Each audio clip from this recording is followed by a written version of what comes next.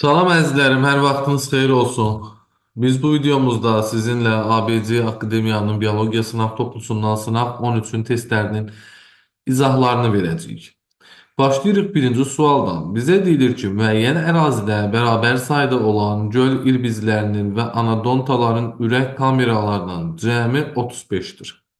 Bu mollyusklarda cəmi neçə lamisə çıxıntısı olar?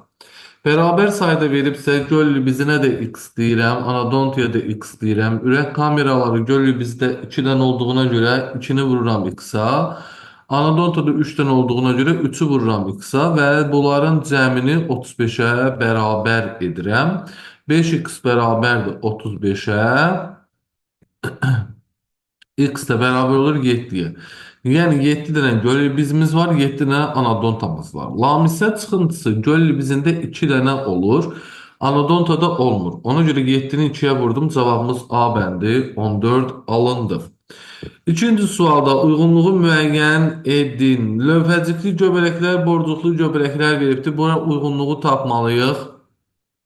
Baxaq. Şampinyon lövhəcikli göbələkdir. Solğun əzvay da lövhəcikli göbələkdir. Ağ göbələk, yağlı göbələk hər ikisi borucuqlu göbələkdir. Yağlı göbələk borucuqludur, şampinyon lövhəciklidir. Əksinə qoyublar yeri. Solğun əzvay lövhəciklidir, yağlı göbələk borucuqludur. Cavabımız D bəndi olur 3-cü sualda. Üçüncü suala gəldiyimiz zaman nektarı olmasa da həşəratla tozlanır. Bunu böcəklər tərəfindən tozlanması həyata keçirilən lalə bitkisi üçün demək olar və yaxud da xaşxaş bitkisi də deyə bilər burada. Dördüncü sualda deyir doğru fikirləri seçin. Yumurta hüceyrə meyoz yolla bölünə bilər. Xeyr, yumurta hüceyrə meyoz yolla bölünə bilməz. Doğru deyil. Bir ana yumurta hüceyrədən meyoz yolla 4 qamet əmələ gəlir. Bir ana e, hüceyrədən meyoz yolla 4 dənə qamet yox. Bir dənə yönəltici cisimcik dişi fərddir də. Bu yumurta hüceyrəsə dişidir. 3 dənə yönəltici cisimcik bir dənə qamet əmələ gəlir. Bu da doğru deyil.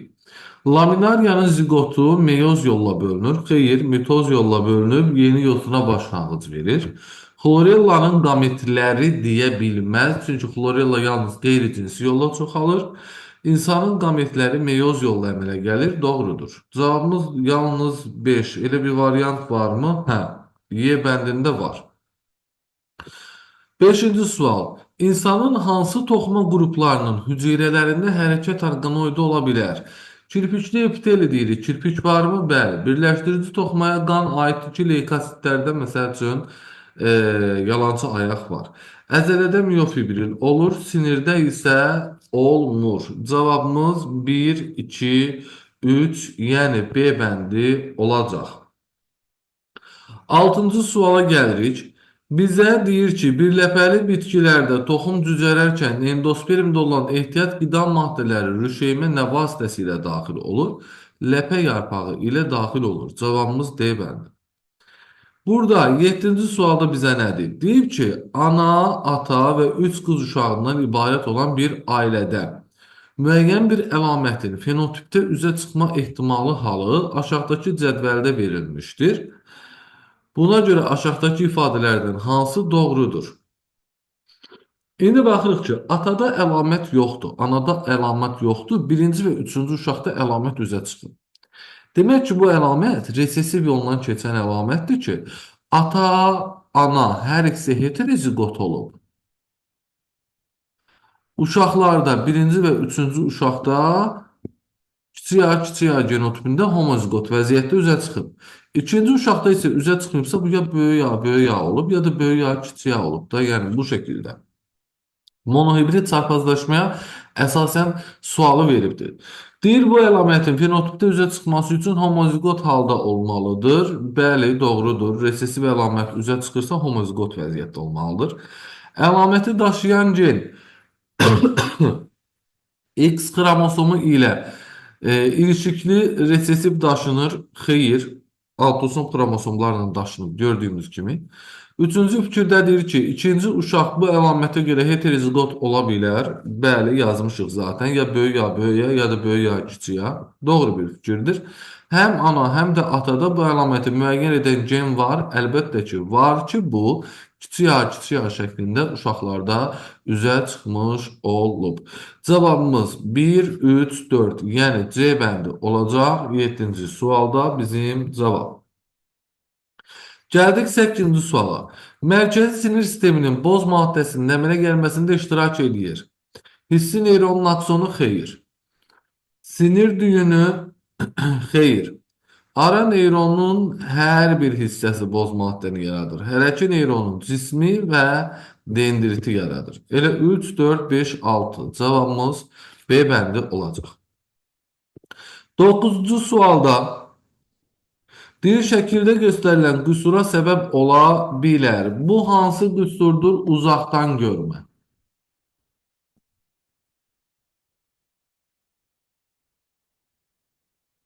Uzaqdan görmə qüsurudur.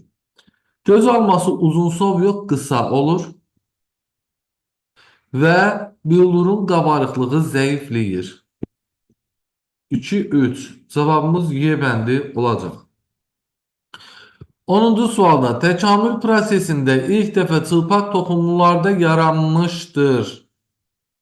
Erkəkçi xeyir, yumurta hüceyrə xeyir, tozuq borusu bəli, əsas kök bəli, yumurtalıq örtülü toxumluydu, yumurtacıq çılpaq toxumlu idi. Cavabımız 3, 4, 6.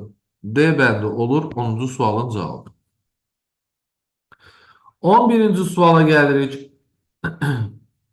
Burada deyir ki, diploid homogamet olan canlının 4 somatik və 2 cinsiyyət hüceyrəsində olan autosom xromosomların cəmi 110-dur. Somatik hüceyrə olacaq diploid 2, cinsiyyət hüceyrəsi haploiddir, gametdir də yəni. 4 dənə 2-nimiz nə eləyəcək? 8-in, düzdür? 2 dənə də enimiz eləyəcək 10, bir dəqiqə. 2 dənə enimizdə eləyəcək cəmi 10 n. Dedik ki, n-in qarşısındakı rəqəm bizə göstərir cinsiyyət xromosomlarının sayını. Düzdür? Amma bizə autosom xromosomları veribdir. Ümumi xromosomlar oldu 10 n. Yəni biz 10 n-lə cinsiyyət xromosom olan 10-u çıxanda 110 dənə autosom xromosom alacağıq. 10n bərabərdir 120-yə, n'imiz də bərabərdir 12-yə. Bizdən nə istəyir? İlişikli gen qruplarının sayı. Bu da zaten haploid sayı bərabər olduğuna görə elə haploidimizdə 12 tapmışıq da. Cavabımız D bəndi olacaq.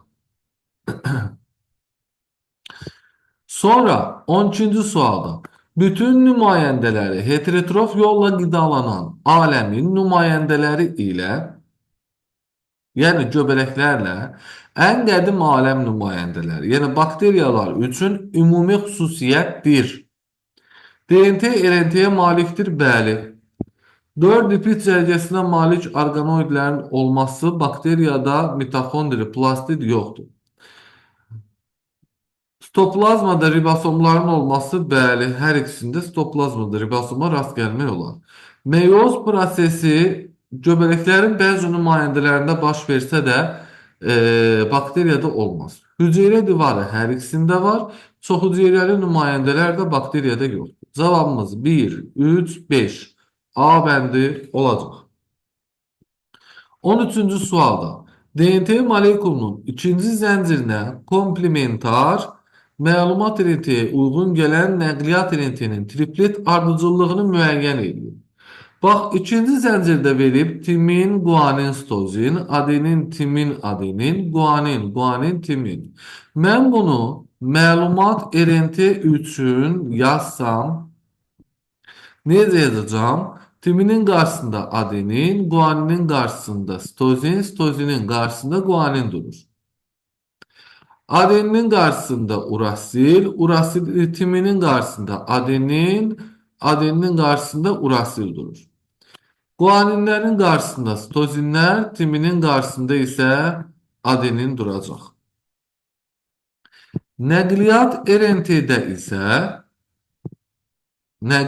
RNT-də isə bunun komplementar olaraq nə olmalıdır? Gəlin baxaq. Adenin qarşısında urasil, sitozinin qarşısında guanin, guaninin qarşısında sitozin. Urasilin qarşısında adenin, adeninin qarşısında urasil, urasilin qarşısında adenin. Sitozinlərin qarşısında guaninlər və adeninin də qarşısında urasil duracaq. Və bizim cavab versiyalarımıza baxsaq, A bəndi olur bizim doğru cavabımız. 14-cü sualda. Bilavasitə eyni canlılardan başlanğıc götürmüşlər. Avstralopitek, Driopitek, Sinantrop, xeyr. Pitekantrop, Sinantrop, Kromanyon, xeyr. Bacarıqlı insan, Kromanyon, Neandertal, xeyr. Hippon, orangutan, şimpanze olmamalıydı burada. Driopitek desəydi yenə deyərdik ki, şimpanze, gorilla, avstralopitek, bəli, hər üçü driopitekdən başlanğıc götürür. Cavabımız Y bəndi. 15-ci sualda bizə deyilir ki, ATF molekullarında olan fosfat turşusu qalığı və makroelcik rabitələrin cəmi 30-dur. ATF molekulunda 3 fosfat, 2 makroelcik rabitə var. Bir ATF-də bunların cəmi 5 dənədirsə, bəs neçə ATF-də 30 dənədir? X bərabərdir 6 mol ATF. 6 mol ATF-də. Bir bu ATF molekulunun sintezinə neçə kilojoule enerji sərf olunur? Bir ATF molekulunun sintez zamanı sintezinə 40 kilojoule enerji sərf olunur. Çünki ADF-dən yaranır bu. Və yaranan zaman bir makroelcik rabitə ADF-in üzərinə gəlir də elə bil ki, ona görə 40 kilojoule. 6-ya da X qoyduğumuz zaman cavabımızı 240 B bəndi tapmış oluruq. 16-cı sualda hansı aləmin nümayəndələrində avtotrof və heterotrof qidalanmanın bütün tiplərinə rast gəlinir? Yalnız və yalnız bakteriyalar. Yalnız və yalnız bakteriyalarda. Avtotrof qidalanmanın fototrofu, hemotrofu var. Heterotrof qidalanmanın da həm saprofiti var, həm paraziti var, həm də simbiozu var. Ona görə cavabımız Y bəndi olmuş olacaq. 17-ci sualda yanlış cavabı seçin. Ox istiqamətində növdən aləmə doğru getdikcə fərd sayı artır. Bəli. Müxtəliflik artır. Bəli. Ortaq xüsusiyyətlər burada artmaz, azalar. Zülal bənzərliyi azalır, doğrudur. Qohumluq əlaqəsi azalır. Amma ortaq xüsusiyyət burada azalmalıydı, artmalı deyildi. Ona görə cavabımız C bəndi olur 17-ci sualda. 18-ci sualda verilən ifadələrdən hansı yanlışdır? Böyrək ləyənində son sidik olur. Bəli, zaten böyrək ləyəninə gəlib çıxan son sidik olardı. Sidik hissəsində son sidik toplanır, doğrudur. Son sidiyin əmələ gəldiyi orqanlar çanaq boşluğunda yerləşir, xeyr. Bax, bu səhvdir. Son sidik əmələ gəlir nefronlarda, qıvrım kanalcıqlarda falan. Və geriyə sorulma nəticəsində də. Və bu da böyrəklərin funksional quruluş vahidi olduğuna görə böyrəklər də qarın boşluğundadır, çanaq boşluğunda deyil. Cavabımız C bəndidir. İlk sidik böyrəkdə yaranır, son sidik orqanizmdən bilavasitə sidik kanalı ilə xaric edilir, doğrudur. 19-cu sual. Baxıram ki, burada çənədəki dişlərin növ sayına baxanda 4 növ dişdir. Yəni ki, ağıl dişi belə hətta çıxıbdır. Demək ki, yetkin insandır bu. Yetkinlik yaşına çatmış, 18 yaşdan böyük insan. 18 yaşdan böyük deməyək də, yəni ağıl dişi 16 yaşdan sonra çıxır. 17 yaşı var minimum bir insan. Baxaq, deyir A dişləri insanın ontogenezində yalnız bir dəfə çıxır. Bəli. A diş növü böyük yaz dişlərinin bir növüdür ki, ağıl dişidə yəni bir dəfə çıxır. Doğrudur. C dişləri yalnız bir tərəfdən öz diş növü ilə qonşudur. C dişi, bax, köpək dişidir. Gördüyümüz kimi bunun bir öz tərəfdən, yəni qonşusu yoxdur. Öz növündən olan bir qonşusu yoxdur. D dişləri köpək dişlərinə aiddir. D dişləri kəhci dişlərə aiddir. B dişləri köpək dişlərinə aiddir. B dişləri kiçik azı dişlərinə aiddir. A dişi böyük azı dişlərinə aiddir. Bəli. Ağıl dişidir, böyük azı dişlərinə aiddir. 1 və 5 cavabımız olur. D bəndi 19-cu sualda. 20-ci suala gəlirik. Hansı canlı və ya canlıların həzm sisteminin son məhsulları ilə ifrazat sisteminin son məhsulları bir-birinə qarışır? Yəni burada nə demək istəyir?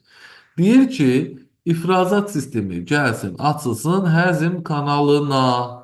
Bu da Malpighi borusu kimdə varsa ondadır. Və kloaka kimdə varsa ondadır. Yəni 1 və 3 olacaq bizim cavabımız 20-ci sualda. Yəni D bəndi. Xaçlı hörümçəkdə də, may böcəyində də nə var? Malpighi boruları var. Sağ xərçəngində isə bir cüt yaşıl vəziyyət.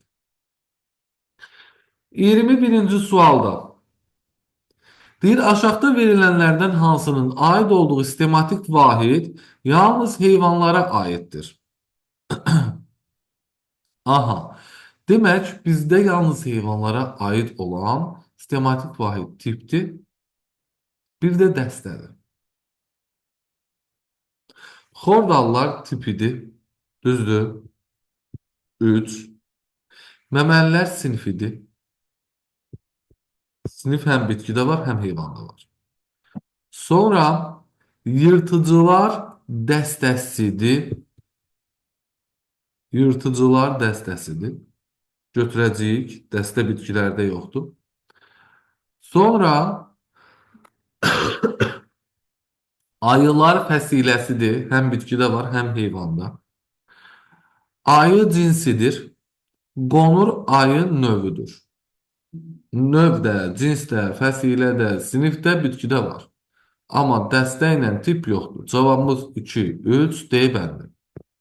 22-ci sualda bitkilərdə kök növlərinin təkamülü hansı ardıcıllıqla baş vermişdir? Əvvəlcə əlavə kök yaranmışdır. Plan kimilərdə. O əlavə kökün üzərində yan köklər əmələ gəlmişdir.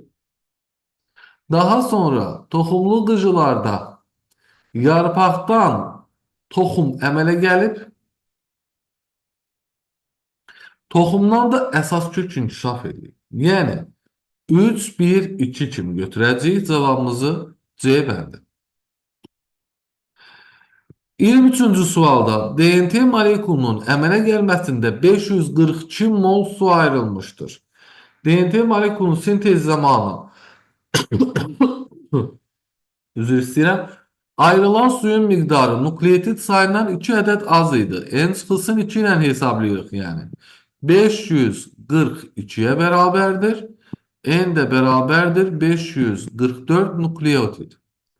Deyir, bu DNT molekulunda 3 qat hidrogen rabitələrinin sayı 102 ədəddir. 3 qat hidrogen rabitələrinin sayı guanin və yaxud da sitozinin sayına bərabərdir.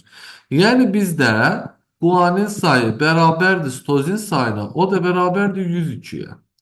Hidrogen rabitəsini istəyirsə, ümumi nukleotit üstə gəlsin. Guanin və yaxud da sitozin düsturundan istifadə edərəm. 544-ün üzərindən gələrəm 102 və taparam burada 646. Yəni 23-cü sualın cavabı olacaq Y bəndi. 24-cü sualda verilmiş qida zəncirində ot bitkisinin üzərinə 500 milyon kilojol günəş enerjisi düşərsə, bu enerjinin maksimum neçə kilojolu bayquşun bədəninin qurulmasına sərf olunur? Tamam. Maksimum dediyinə görə 20% keçirlə hesablayacaq. 20% keçirsə əvvəldən axıra gedəndə 5-ə bölə-bölə gedəcəyik. Çünki 20 100%-in 5də 1 hissəsidir. Bu bəlli. Amma həmçinin də biz ən qısa olan qida zəncirini seçməliyik. Bu da nədir? Bitki, sovul və bayquş. Ən qısamız budur. 500 milyon güneş enerjisi ise bunun 1%-i bitkidədir. Yəni 500 milyonu mən 100-ə böləndə 5 milyon kilojoule bitkinin özündə olur. 5 milyonu da 5'e böləndə 1 milyon enerji Souldadır. 1 milyonu da 5'e böləndə bu da eləyir 200 min kilojoule nədə? Bayquşun bədənində. Yəni cavabımız olacaq burada D bəndi. 25-ci sualdan. Bitkilərin quraqlığa qarşı uyğunlaşmasına aiddir. Yarpaqlar üzərində mum təbəqəsinin olması, bəli. Hüceyrə şirəsində şəkərin çox toplanması bu soyuğa qarşı uyğunlaşma idi. Kökləri torpağın səthində yerləşir. Bu da deyək ki, soyuğa qarşı uyğunlaşma idi. Gövdələrin də suyun toplanması, bəli, bu quraqlığa qarşı uyğunlaşma idi. 1 və 4. Yəni cavabımız C bəndi olur 25-ci sualda.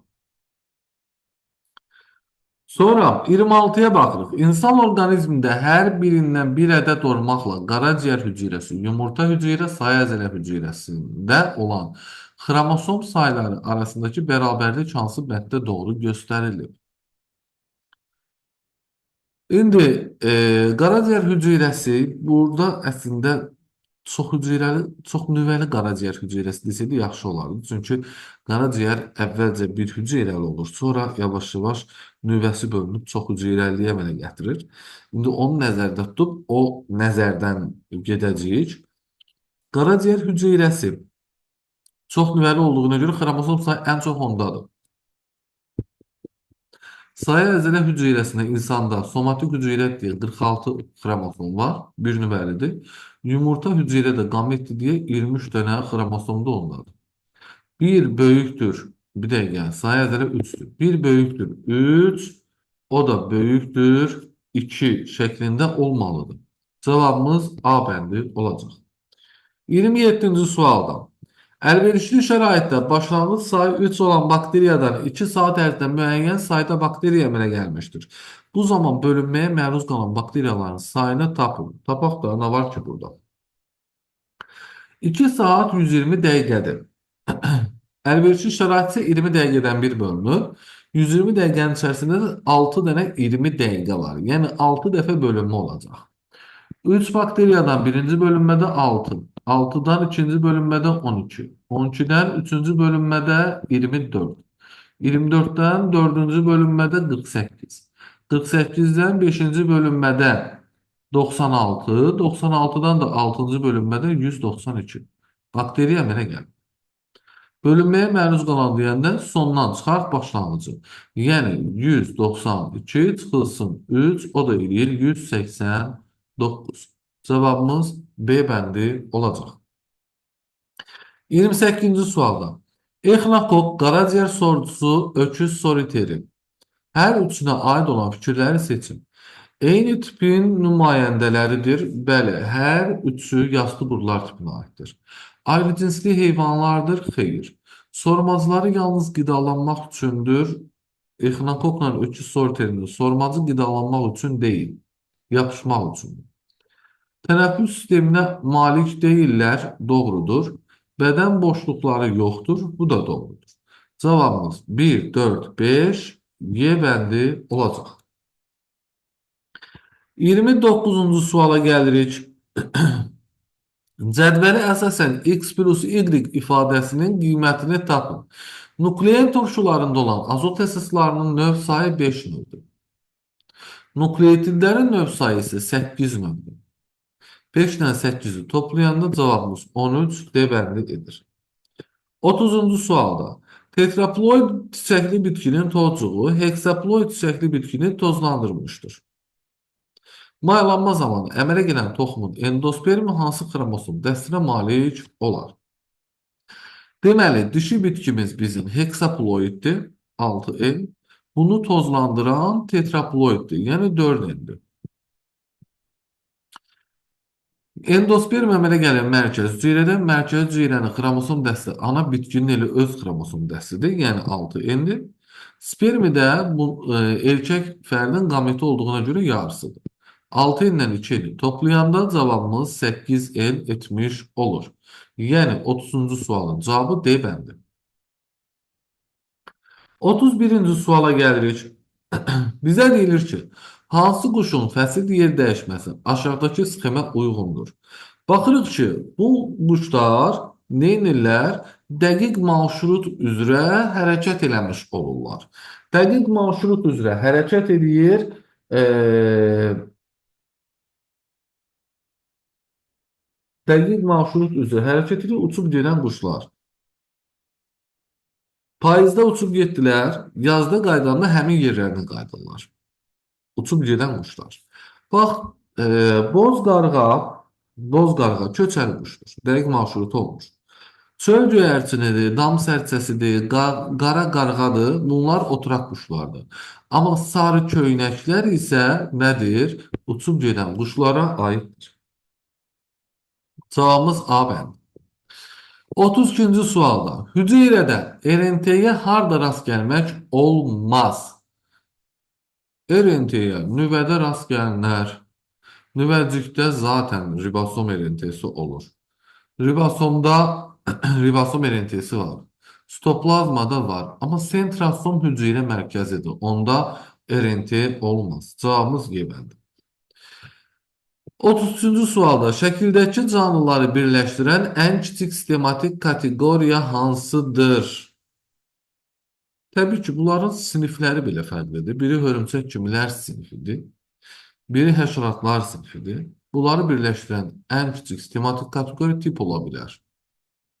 Aləmləri heyvanlar aləmidir. Tipləri boğmayaqlılar tipidir. Ucu sinifləri fərqlənir. Ən kiçik hansıdır?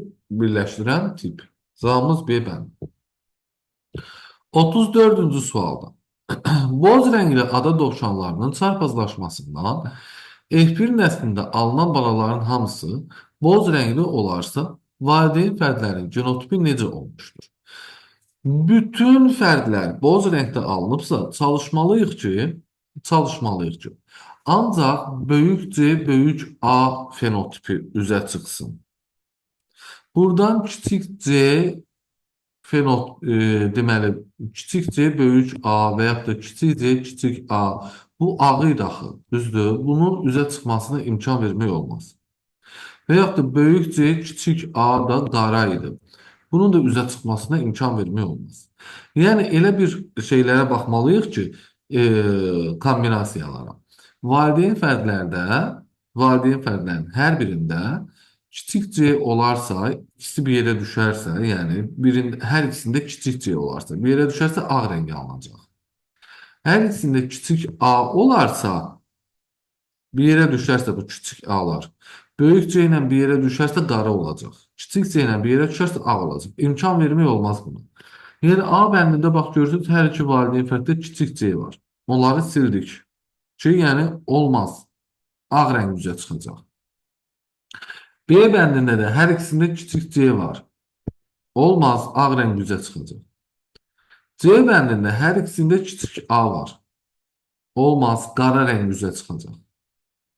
D bəndində həm kiçik C-lər var hər ikisində, həm də kiçik A-lar var. Burada ağ rəngdə üzə çıxacaq, qara rəngdə üzə çıxacaq, əlavə olaraq. Amma Y bəndində yalnız boz rəngli dovşanlar alınmış olacaq.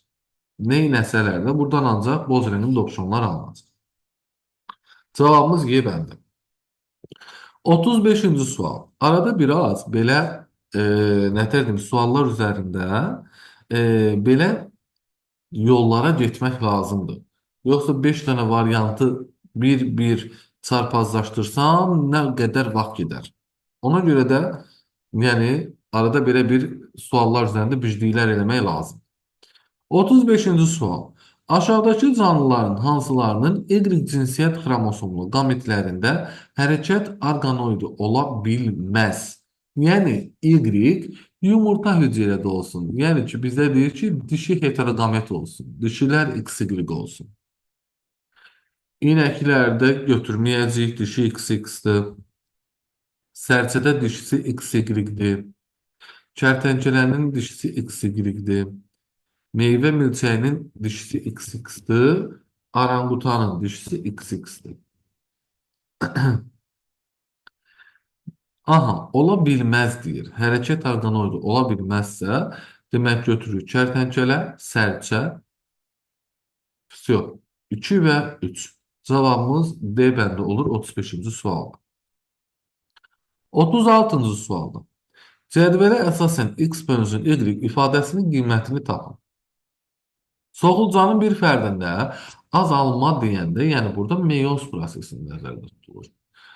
Prosesinin baş verdiyi orqan 6 dənədir. 4 dənə toxumluq, 2 dənə yumurtalıq. İnsan astarının dişi fərdində meyoz prosesinin baş verdiyi orqan sayı, yəni azalma prosesi meyozdur da, baş verdiyi orqan sayı 2 dənədir, 2 dənə də yumurtalıq bundadır. 6-nın 2-yə nisbəti ixtisar edirik 3-ün 1-ə nisbətində qalır. Cavabımız B bəndi. 37-ci sualda göl qurbağasının onurğa şöbəsində olan fəqərə sayılarının arasındakı münasibət neçə olar? Boyun şöbəsində 1 dənə, gövdə şöbəsində deməli 7 dənə, oma şöbəsində isə 1 dənə sümük var. Yəni B bərabərdir O-ya, kiçikdir C-dən. Cavabımız D bəndi olur. 38-ci sualdır. Şəkildə verilən canlıların hər üçünə aid edilə bilər.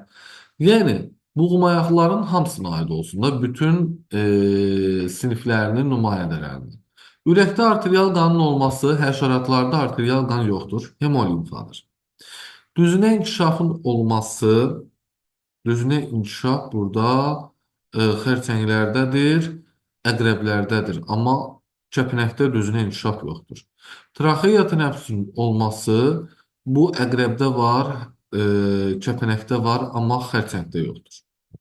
Malpighi borularının olması xərçəngdə yoxdur. Xarici xitin skeletin olması hər üçündə var. Cavabımız Y bəndi. 39-cu sual. Mezoderma mənşəlidir. Ağzın epitelisi ektoderma. Limfa sistemi mezoderma. Qaraciyərin epitelisi endoderma. Dişin minaqatı ektoderma. Qalxana bənzər vəzi endoderma. Cavabımız B bəndi olacaq. 40-cı sualda hansı bitkinin aid olduğu mənşə mərkəzi 3 qitəni əhatə edir? Bu Aralıq dənizi mərkəzidir ki, həm Asiya, həm Avropa, həm də Afrika ilə əlaqəlidir. Buraya da aid olan bitki çuğundurudur. Alma Şərqi Asiyadır, yemiş Cənub-Qərbi Asiyadır, qarpız Həbəşistandır, ananas Cənubi Amerika. Belə, əzizlərim, bu dəfəki test izahımızdan da bu qədər. Sağ olun, hələlik.